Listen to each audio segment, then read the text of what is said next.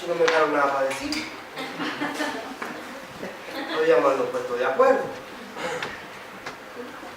Yo tomé mis notas y empecé con un lápiz a borrar.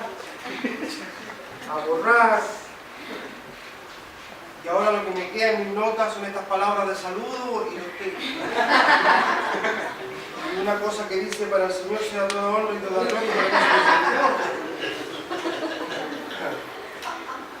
Al primero le pusieron jugo, al segundo agua. Yo sabía que a mí no me iban a poner nada, así que me compré mi propia agüita. Chileno vivo. Contento de estar acá, contento de conocerle, de verle, sirviendo y adorando al Señor, que interesaba en su palabra. Ahí sí parece que se me grabando, ¿sí?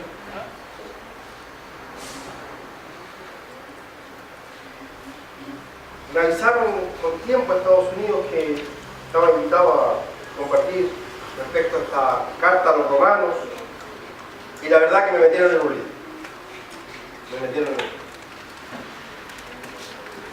La carta a los romanos es la carta de mayor peso teológico de toda la Biblia. Quiero explicar eso. La Biblia es un libro inspirado por Dios de Génesis a Apocalipsis. Tiene el mismo nivel de inspiración. Pero no todos los libros y no todas las cartas tienen el mismo peso teológico. No tiene el mismo peso teológico Proverbios que Eclesiastés. No tiene el mismo peso teológico la carta a Filimón que Efesios. Y la carta a los romanos está considerada por los que saben. Yo no voy a citar tanto caballero como citó el hermano que habló primero. Yo no he leído tanto. Pero los que saben dicen que Romano es la mayor carta de mayor peso teológico en toda la Escritura. Escrita por allí por los finales del 57 a principios del 58, posiblemente desde el puerto de Corinto. Estoy diciendo estas cosas para decir algo que los hermanos hayan dicho, porque la verdad que estoy tremendamente contento. Otras cosas de las que debemos saber, y yo sé que los que alumnos de CETAM lo manejan muy bien, yo tengo que ir con mucho cuidado porque estoy frente a los graduados de CETAM. No, esa cosa es terrible. A mí cuando me dijeron que los alumnos de CETAM estaban aquí, yo dije: Dios mío. Las cartas tienen como contexto toda la carta. Eso es una regla hermenéutica al estudiar una carta o una epístola. La misma carta tiene, cada versículo expuesto en una carta tiene como contexto el resto de la carta. ¿Por qué? Porque se supone que cuando el autor inspirado escribe pensando en un tema, tiene una idea en mente, aunque pasa que de repente al escribir la carta se sale un poco del tema, se entusiasma con otras cosas. Vuelve el escritor generalmente al tema original que lo motivó a escribir. En el caso de la primera carta a los Corintios, corregir los defectos y los problemas que habían dentro de la iglesia. La segunda carta a los Corintios era hacer público el perdón, la reconciliación después de la corrección. La carta a los Romanos es una carta en la que Pablo expone una tremenda verdad, como ya han dicho los siervos del Señor antes que yo, respecto a este conflicto que hay entre la ley, la gracia, el judaísmo y la fe gentil.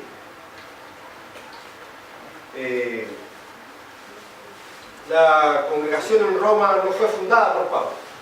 Lo más probable que algunos creyentes que fueron, algunos judíos que fueron, a Jerusalén el día de Pentecostés y recibieron el Evangelio, que no sabemos si Pedro lo habrá hecho pasar para adelante y que haya hecho una confesión de fe. Pero esa gente seguramente al volver a la capital del mundo, recuerde usted que Roma en esa época era la capital del mundo, lo que es Nueva York o Tokio hoy día, comienzan a reunirse y a levantar lo que llega a ser la iglesia de Roma, la congregación de Roma.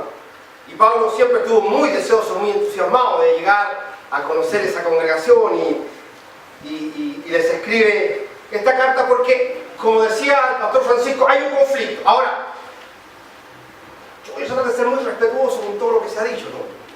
Soy de visita.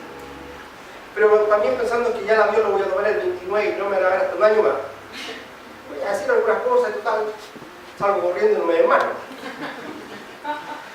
Es posible, es absolutamente aceptable el hecho que en el capítulo 10 en adelante Pablo está viendo un conflicto que tienen los gentiles con los judíos dentro de la iglesia, porque la iglesia es una iglesia mixta. Y la iglesia en Roma es una iglesia mixta mayoritariamente gentil. Sin embargo, no podemos negar a la luz de otros escritos del apóstol que los conflictivos de la iglesia son los judíos. Silencio absoluto. Porque son los judíos los que están constantemente insistiendo a los gentiles que deben volver a la ley para tener una relación con Dios. Y es Pablo el que defiende el hecho de que no es necesario que los judíos vuelvan a la ley para tener una relación con Dios. Ahora, dentro de la iglesia de esa época existen los mismos problemas que existen hoy día. Problemas, en Corinto había gente muy culta, gente de pocos estudios. En Roma, había gente de mucho dinero, comerciantes, sobre todo judíos, empresarios, empleados y esclavos. Y es inevitable dentro de una congregación cristiana que estas diferencias sociales y culturales se friccionen, se rocen.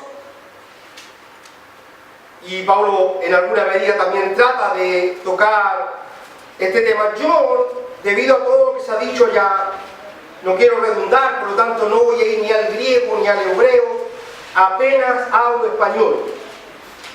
Creo que se ha dicho suficiente con respecto al contexto histórico y literario.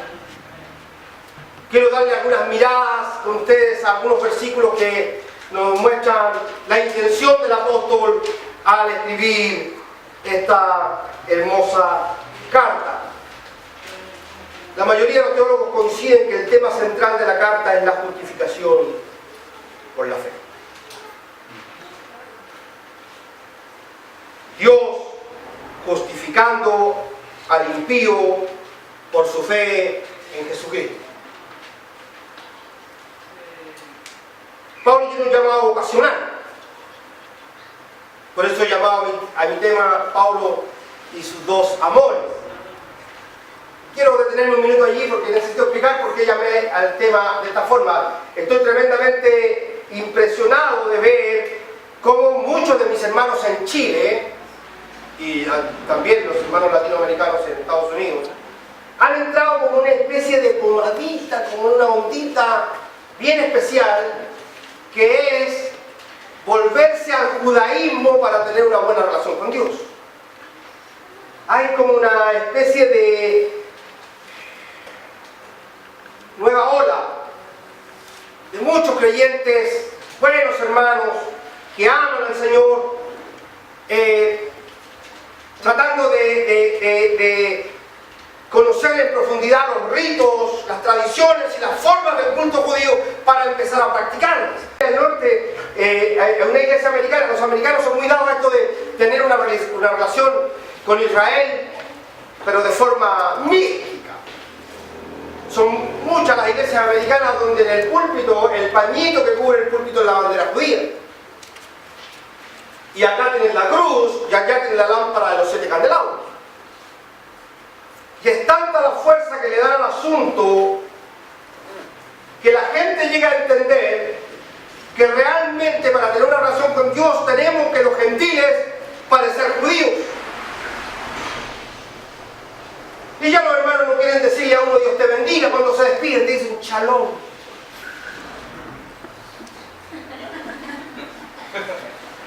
Baruch Hashem Adonai. Vaya a saber uno qué significa eso. Y entonces a las muchachitas las disfrazan de jóvenes judías con los panderos para que dancen en el culto. Y la iglesia se empieza a convertir en sinagoga. Y es tanta la fuerza que le da el asunto que unos muchachos de una iglesia hermana allá, la Vineyard Community Church, dejaron la iglesia y se fueron a la sinagoga y se hicieron judíos.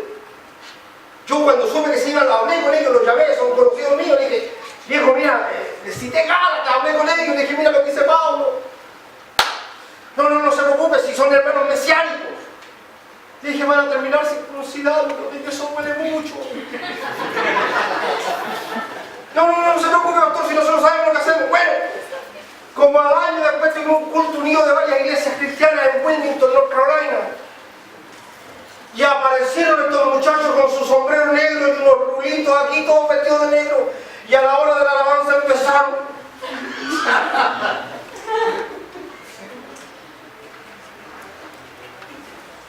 Ya hay otros por ahí que andan haciendo lamparitas para vender. No se ría, hermana. Y están convencidos de que si usted tiene una lamparita de los 7 candelados en su casa, le va a empezar a ir mejor.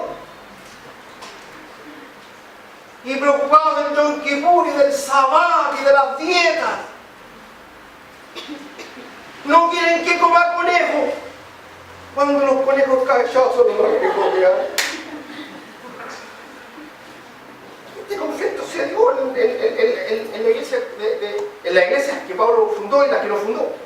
Donde había gentiles judíos, el problema era que mis hermanos cristianos judíos seguían creyendo que su forma, su sistema, su background, sus tradiciones, solo le faltaba a Cristo. Y como ahora le agregaron a Cristo, ya estaban completos.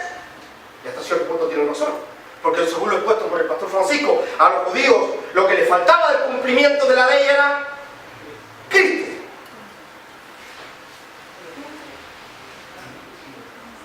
El problema y el conflicto se crea cuando los hermanos judíos de la primera iglesia le dicen a los no judíos que ellos también tienen que empezar a guardar tradiciones, mandamientos y normas. Y ahí se provoca la fricción. Hermano, tengan la bondad de pasar, por favor. Ya vamos a recoger la ofrenda. Pasen con confianza. No me puedo sacar esta cosa, ¿verdad, pastor?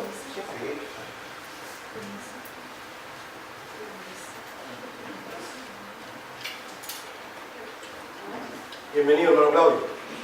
Después le doy el abrazo. Ahí vamos a ver, ¿cómo andás?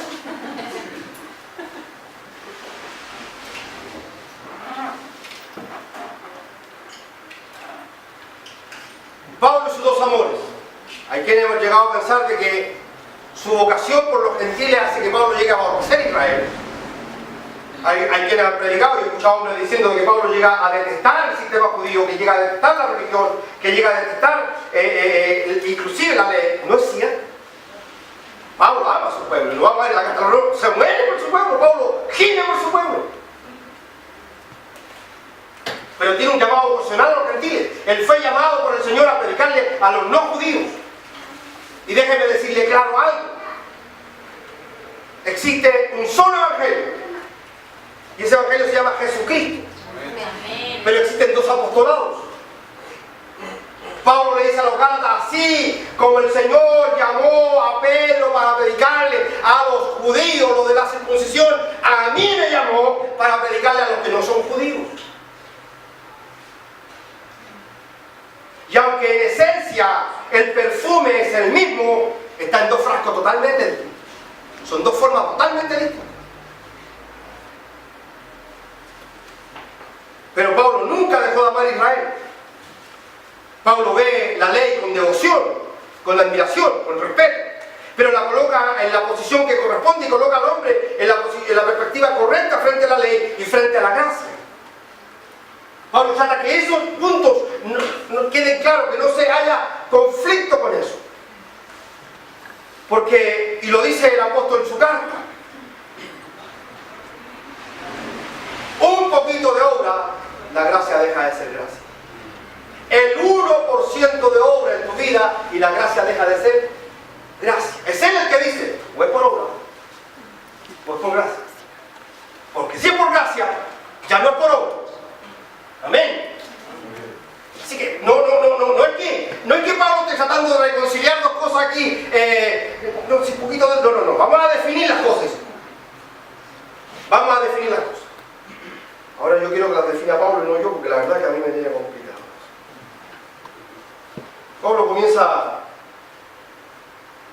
su carta, como es costumbre, saludando, haciéndose querer, siendo simpático, aunque después de escuchar la exposición introductoria de día me di cuenta del tremendo trasfondo que tienen estas palabras respecto al sistema político imperante.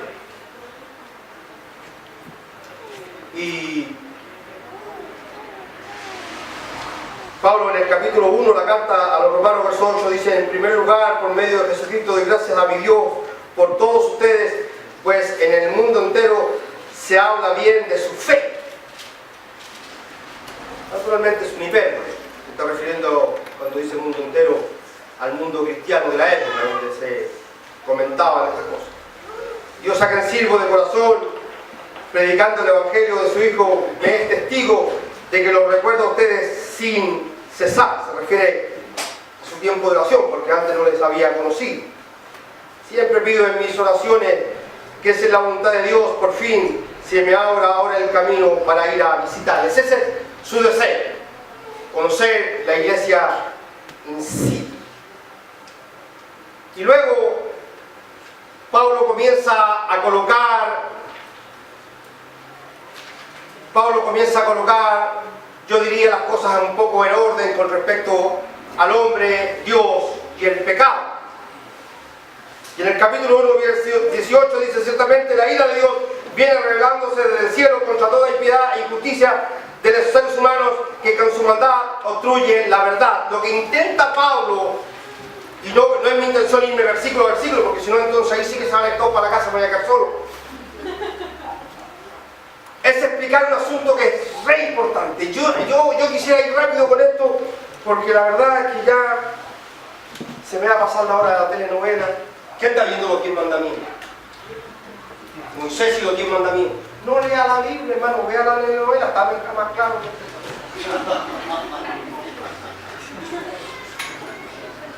uno de los conflictos que tenemos, y a lo mejor, y yo le ruego me interrumpa, por favor, y pregunte, aporte, no es necesario que esperemos hasta el final de mi tema para poder aportar, usted tiene cosas que decir. Pero yo me di cuenta cuando conversaba con el pastor Francisco respecto al tema, uno de los problemas que tenemos hoy día en la iglesia cristiana es que seguimos teniendo esa idea preconcebida, ese prejuicio religioso que viene de la religión romana. La mayoría de los latinoamericanos que llegaron al Evangelio primero fueron católicos, no es mi caso, pero la gran mayoría de los evangélicos latinoamericanos primero fueron católicos y luego se convirtieron al cristianismo, ¿verdad? ¿Alguien fue católico antes acá? Ave María Purísima.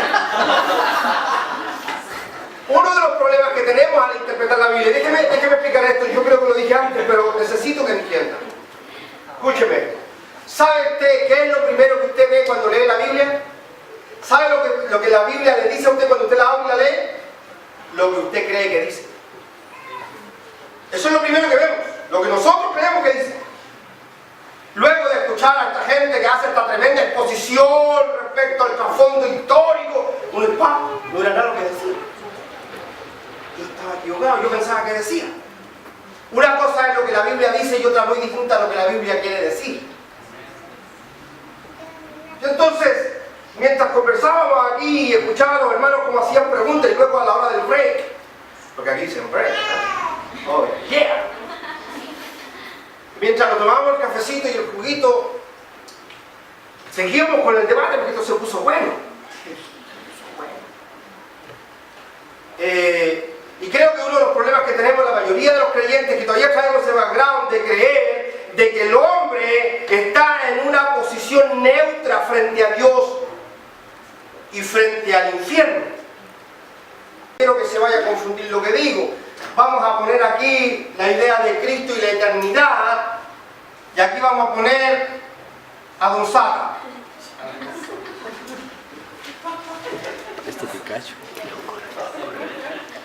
Y el concepto general que tenemos, me está fotografiando mi hijo, me está filmando.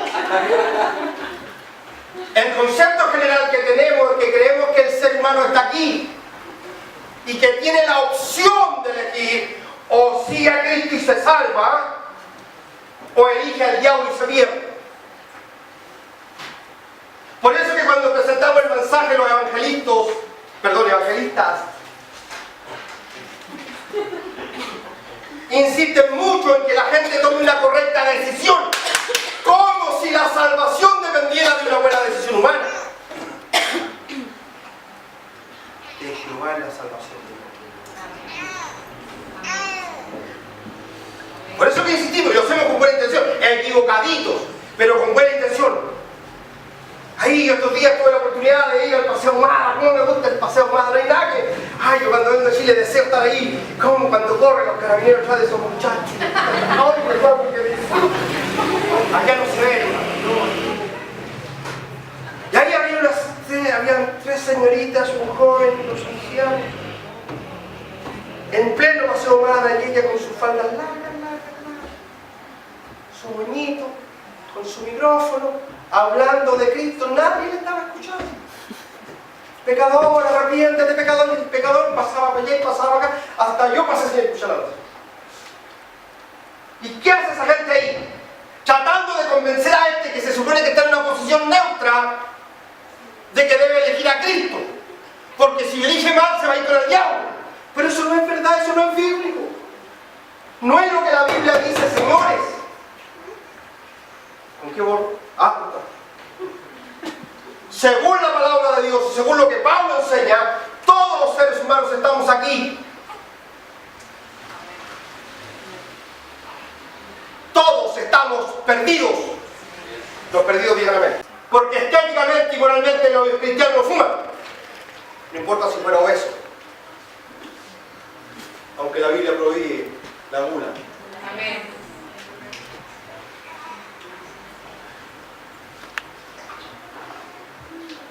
Y entonces también, igual que los judíos, nosotros tenemos nuestras propias reglas. Pablo dice que todo el mundo está destituido de la gloria de Dios. No sé si alguien lo puede ver por ahí, por el capítulo 3, verso 23. Alguien lo podría leer en voz alta. Yo tengo la versión internacional. Solamente por llevarle la contra a Raquel, y yo podía traer la Reina Valera también. Pero, y yo para que vean que en Estados Unidos es diferente. 3:23, alguien lo puede leer. Por cuanto todos pecaron y están destituidos de la gloria de Dios. Por cuanto todos. Ahora escuchen esto. Ese texto, repito, no soy experto en griego, pero tú examinando.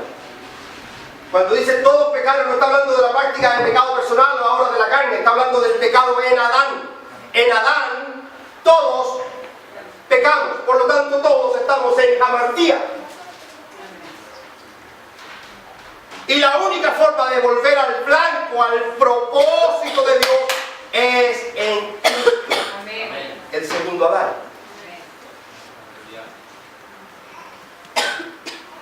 Y esto es parejito para todos.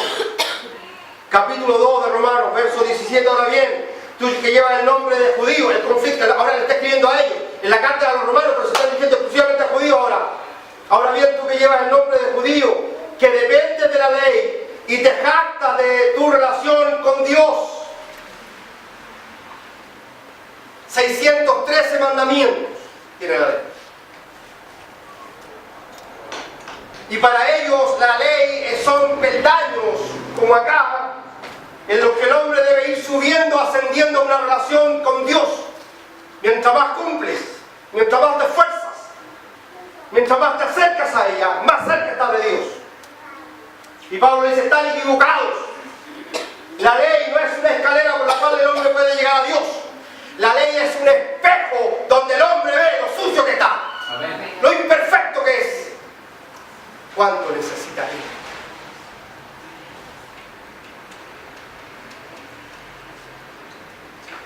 Capítulo 2, verso 25. ¿Quién puede leerlo, por favor? Para que lean una versión más general.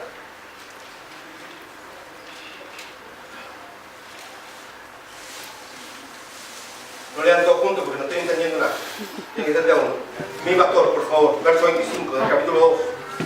Dice, pues, en verdad, la circuncisión aprovecha si guarda la ley, pero si eres transgresor de la ley, tu circuncisión viene a ser incircuncisión.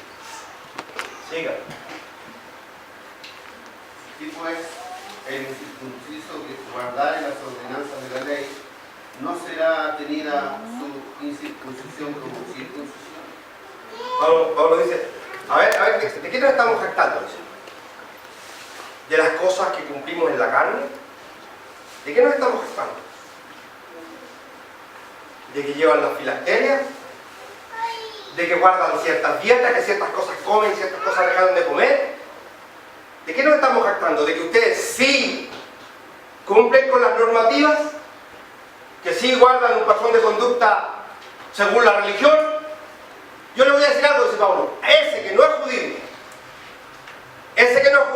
que es gentil y que jamás se ha circuncidado, cuando hace las obras que la ley demanda, vive como si fuera un judío.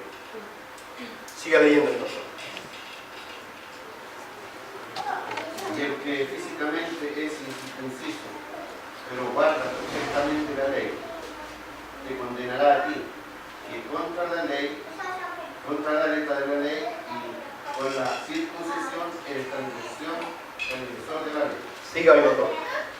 Ojo con esto. Aquí quiero que pongan atención. Esto es lo que me interesa que resaltemos. Lean. Pues no es judío el que lo es estrictamente, exteriormente, ni es la circuncisión la que se hace exteriormente en la carne, Diga.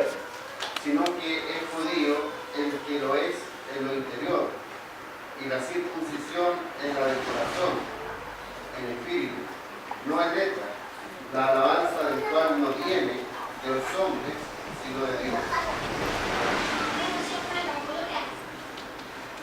Lo que está tratando de explicar el apóstol en esta carta, que la relación con Dios no tiene que ver con una cuestión externa, que a la iglesia le ha hecho tanto daño hasta el día de hoy. Si hay algo que produce daño en la vida del creyente, y sobre todo del nuevo creyente, es cuando le enseñamos que hay una palabra que se ha usado mucho en este día, y voy a usarla porque se está usando. El paradigma. Ese modelo, esa forma que nosotros creemos que es la correcta y que nos transamos con ella. Y ese paradigma lo hemos impuesto, que es el mismo problema que tiene la Iglesia de Roma con el judaísmo.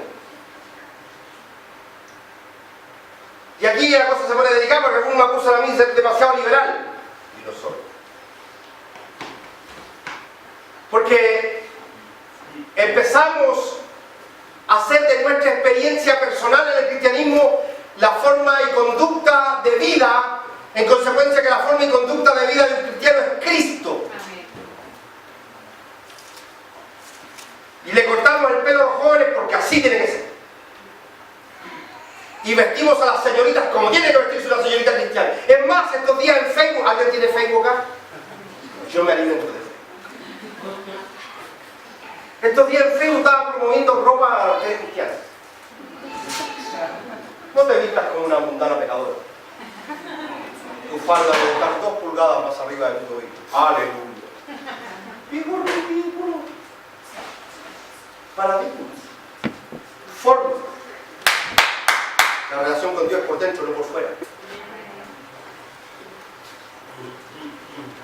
Ahora, naturalmente, Dios dentro mío va a provocar tales cambios y se van a ver por fuera. ¿Están de acuerdo conmigo? Es ahí donde tenemos que aprender algo, señores. Y es aquí donde yo no sé cuántos minutos me quedan, pero yo quisiera tratar de hacer énfasis en esto. Porque la pregunta en el tema anterior al final era: ¿y qué hacemos con el recién convertido? ¿Qué hacemos con esa persona que viene llegando y quiere aceptar a Cristo? El paso que hay que dar allí. Y el pastor Francisco lo dijo y yo quiero hacer énfasis en eso. La orden en Mateo 28:19 es, por tanto, id y hacer discípulos. Id y hacer. Id y hacer. Donde vaya, tengo que hacer. No es ir, hacer y volver. No, es ir haciendo. Pero lo que más me llama la atención del pasaje es que dice que después que haga un discípulo lo debe bautizar, ¿verdad? No dice que hay que hacerle un curso teológico del bautismo. La palabra bautismo significa... No. Creyó, bautice. Y luego, enseñe. Todas las cosas. ¿Cuánto hay que enseñarle? Todas las cosas. A los discípulos se les enseña la palabra. A los inconversos se les evangeliza. A los discípulos se les enseña la palabra. A los inconversos se les evangeliza. Entonces, ¿qué hacemos con alguien que quiere recibir a Cristo como Salvador? Explíquele lo que dice la palabra respecto al pecado y a su necesidad de un Salvador. Y luego que lo entienda, ore con él. Y eso que es lo que va a hacer cualquiera de nosotros en cualquier parte. ¿Entiende eso? En cualquier parte. Hermano, yo no sé si lo debo decir o no, pero ya no estábamos en época de salir a la calle a hacer filita y a gritar Cristo sana, Cristo sana.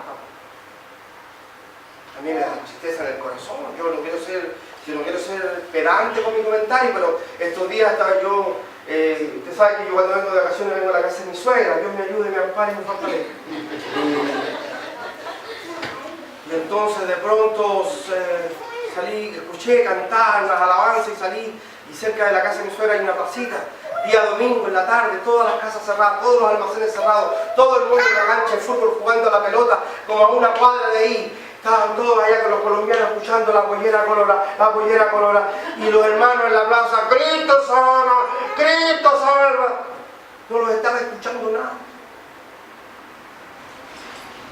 Es que hay que predicar, que así no se predica. Vamos a ser majaderos con el concepto, pero creo que es el punto al que el Espíritu Santo nos ha querido llevar en este día. Nosotros predicamos por nuestra vida, por nuestros hechos, por nuestro caminar, por nuestro actuar, por nuestra forma de vida. Esto no se trata de un discurso, se trata de una forma de vida. Está Pablo peleando con los judíos dentro de la iglesia. Señores, no insistan en que los gentiles parezcan judíos. Y eso se da mucho. La experiencia que usted vivió en Cristo cuando usted conoció al Señor es válida para usted. Es válida para usted. Todos nosotros hemos vivido una experiencia de conocer a Cristo. Pero esa experiencia que vivió usted es suya. No se la imponga a nadie. Pastor, pero el día que yo me convertí al Señor, inmediatamente me dejé entrar. Nunca más me quedé bueno. Alabe a Dios por eso. Pero si ese hermano que todavía está bien a la iglesia, todavía está hecha su cervecita, déjelo quieto. Déjelo tranquilo. Hasta que Dios termine la obra. Porque el que comenzó la buena obra, y Él puede hacerlo sin intervención de nada. Porque este sistema de creer que hay una fórmula, lo único que ha llevado es a nosotros, los líderes cristianos, meter las manos sobre la vida de la gente de forma arbitraria y hemos causado más heridas que beneficios. Porque hemos llegado a hacer a la gente que tiene que parecerse a uno, cuando el peor modelo es uno mismo. ¿Está acá, familia preciosa? Me quedan 2 minutos. Pero quiero arrancarme. Déjeme. Bueno, lo de la declaración en los primeros 3 capítulos, creo que está de más tocarlo de manera literal y textual. La degradación está presente cada día en nuestra sociedad. Debería ser la iglesia, desde el punto de vista moral, una luz, un faro en medio de la oscuridad de nuestra sociedad. Pero déjeme detenerme en un asunto que me ha creado conflicto a mí en lo personal. Creo que no es nuestro deber como iglesia perseguir a los pecadores.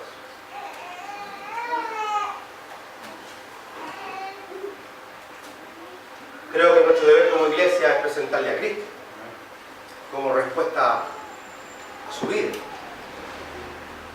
Hace tiempo atrás me agarré de la greña con un siervo del Señor de Valparaíso, todo a través de Facebook. Porque estaban solicitando apoyo desde Estados Unidos para la marcha contra los gays.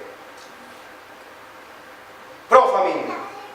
Todos los cristianos en la calle con bandera a gritar: la familia sí, los gays no. Suena interesante. Pero nosotros nos fuimos llamados a perseguir a los homosexuales. fuimos llamados a predicarle a Cristo. ¿No quiere homosexuales en su barrio? Predíquenle para que se conviertan. Cristo cambia vidas. Amén. Creo que es la forma de evitar la corrupción en nuestros barrios. Pablo en repetidas oportunidades trata de ir cerrando sus pensamientos, sus ideas, y va a encontrar en la carta a los romanos en muchas citas a Pablo diciendo concluyamos. Lo que está haciendo es concluir ciertas ideas personales. Capítulo 3.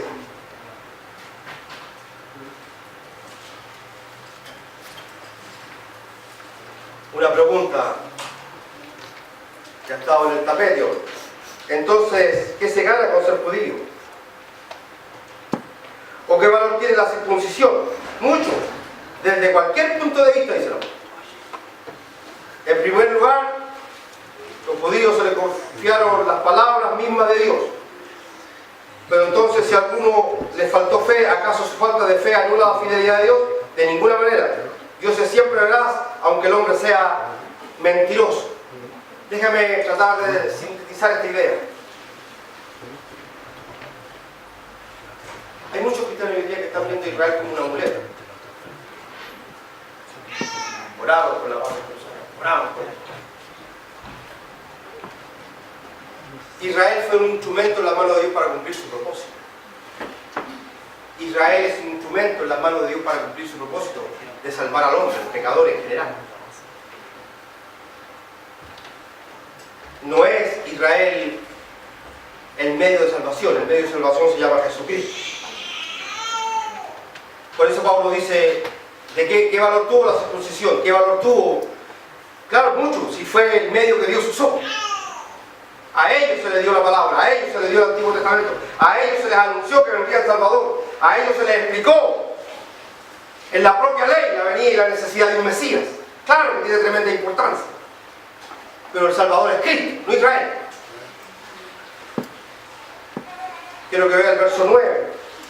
¿A qué conclusión llegamos? ¿Acaso los judíos somos mejores? Respuesta: de ninguna manera. Ya hemos demostrado que tanto los judíos como los gentiles están bajo pecado. Judíos como gentiles están en hamartía. Hombres y mujeres en pecado frente a Dios a causa del pecado de Adán.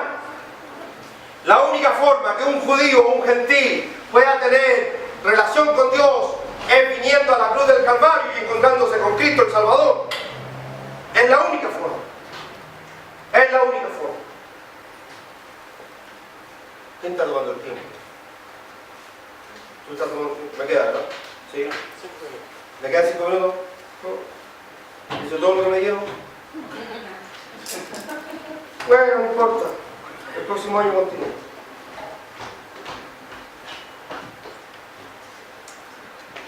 Pablo y la historia de Israel. Capítulo 4.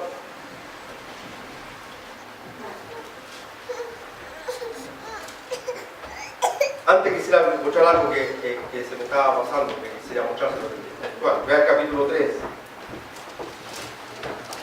Vea el capítulo 3, verso 27. ¿Lo tiene? ¿Alguien puede leerlo en voz alta? 3:27.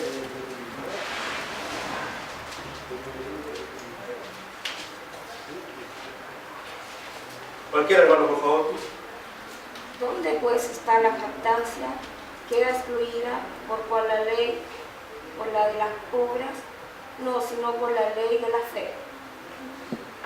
Sí, el problema y el conflicto dentro de la iglesia de Roma era que los hermanos judíos se jactaban de guardar su ley. Y el apóstol Pablo dice, ¿por qué eso tenemos, verso 28, porque eso tenemos que todos somos justificados por la fe y no por las obras que exige la ley. Somos justificados por la fe y no por las obras que exige la ley. Luego Pablo entonces le da respaldo a su comentario citando la historia de Abraham. Y el Pablo explica que Abraham fue justificado o considerado justo por la fe mucho antes de ser circuncidado. Mucho antes de ser circuncidado. Por eso que el tema central de esta carta es la justificación por la fe. El ser humano nace con una deuda con Dios, una deuda de justicia, que Cristo pagó en la cruz por nosotros. Por eso en esta iglesia nadie viene al domingo a adorar a Dios para pagarle nada. No hay nada más enfermante que escuchar a sus hermanos decirnos de pronto, cuando le decimos, ¿y usted por qué va a la iglesia? A pagarle a Dios lo que hizo por Dios. Yo no vengo aquí a pagar nada. Todo lo que debía lo pagó Cristo en la cruz. Yo vengo aquí por gratitud, vengo aquí por devoción, vengo a celebrar, vengo a ofrecer un culto de alabanza. ¿Sabe por qué? Quisiera terminar citando el capítulo 5 de la carta a los romanos. En consecuencia de todo lo que he venido explicando, ya que hemos sido justificados mediante la fe, tenemos paz para con Dios por medio de nuestro Señor Jesucristo. Paz para con Dios. Mi relación con Dios es una relación de paz. No tengo miedo, no me acerco a Dios con miedo. Me acerco como hijo. Reconozco que cometo muchos errores, reconozco que fallo, reconozco que cada paso que doy tengo debilidades, cuitas, fallas. Mi mente me traiciona, mi carne me traiciona, mi egoísmo, mi vanidad. Este cuerpo que todavía está sujeto a esta tierra, que no ha sido redimido, según el capítulo 8 de Romanos. Ni siquiera hasta el sistema de cosas ha sido redimido todavía, según Pablo en el capítulo 8. Pero a pesar de todas mis cuitas, mis fallas, mis debilidades, me puedo acercar confiadamente al trono de la gracia. Porque he sido justificado por la fe y no por las obras. No son mis hechos los que me relacionan con Dios, es mi fe en Cristo. Es su obra la que me justifica. Es su sangre la que me tiene cubierto. Donde está mi fe puesta en Él. A pesar de mis fallas, a pesar de mis debilidades, Dios me sigue viendo como su hijo. ¿Cuántos hijos de Dios hay acá?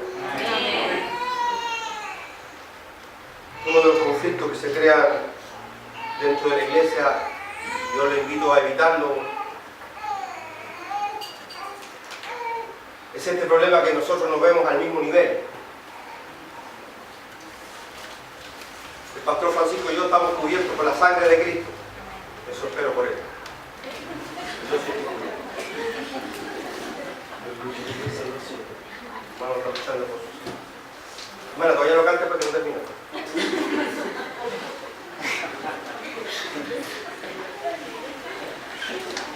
Al pastor Francisco y a mí nos cubre la misma sangre. El mismo día, en el mismo calvario, en la misma cruz. El problema es que cuando yo lo veo a él con mis ojos humanos sobre una vida humana, lo veo lleno de defectos. Y digo, Dios mío, ¿cómo mi papá pidió hacer esto?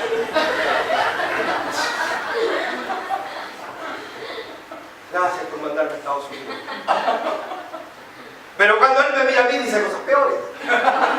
Que yo no puedo repetir en este lugar porque mismos. Y eso se debe a que nosotros nos miramos aquí, humanamente. Y como Satanás no puede ir a acusarnos ahí arriba porque allá no lo dejan hablar, ese cuento de que el diablo va a hablar con Dios es mentira, allá no puede entrar. Entonces él viene y habla aquí.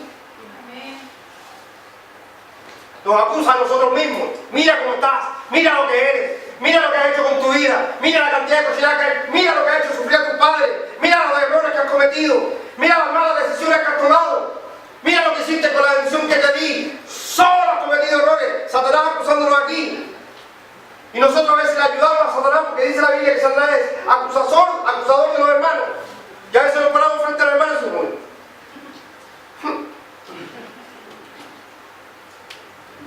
vivimos acusándonos unos con otros. Lo que no tenemos en cuenta es que cuando de allá arriba nos miran, nos ven perfectos. ¿No entendió lo que dije? Estamos cubiertos por su sangre. Con una sola ofrenda hizo perfecto para siempre a los santificados. Yo le veo defecto a mi hermano y mi hermano a mí, pero él no me ve bien. Porque él me ve terminado.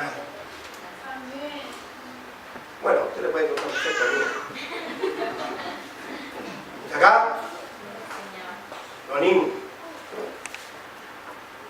Camine con libertad. Palabra la libertad que Cristo le dicta. Viva sujeto a la justicia de Él, no la suya. Pastores, que hay tantas cosas en mi vida que no han cambiado, no importa. Él sigue trabajando.